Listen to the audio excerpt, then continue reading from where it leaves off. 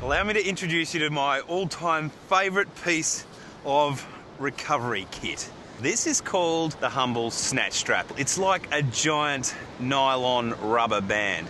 Being so commonly used, and let's face it, we're towing some pretty heavy vehicles and camper trailers out of some pretty hairy situations.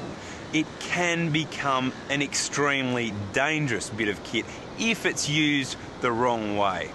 First of all, a few no-nos. Never ever attach a snatch strap to a tow ball of a four-wheel drive. If that tow ball shears off, it could become a lethal projectile. So only attach your snatch strap to rated recovery points, and if you do need to use a shackle, make sure you use a rated bow shackle. Certainly not those D shackles that you can pick up at your local hardware store. They're simply not strong enough, and again, when they break, they become like a bullet and they can go straight through the back window of a four-wheel drive and knock someone off in the back of the head.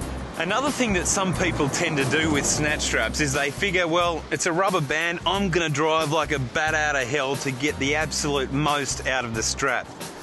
But it's simply not required, and in fact, when you do drive really fast, it puts a massive amount of pressure, shock load, on those recovery points and also the strap itself. So the chances of your strap breaking or your recovery point breaking are really increased. So we need to drive out nice and slowly.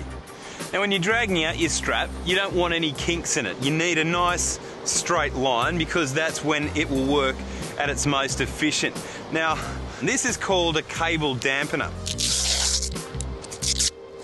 We put this smack in the middle of our snatch strap, and what that does is that if anything does give way in that recovery process, then this provides a bit of an air brake. So it stops things from racing right through the air and creating all sorts of havoc if things do break.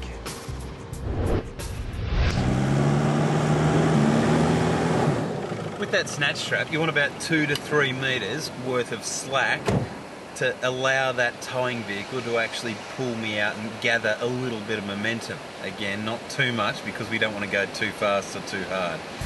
The trick is with these snatch recoveries is to take it easy, and then if you do need a little bit more pace, you go a little bit quicker the next time.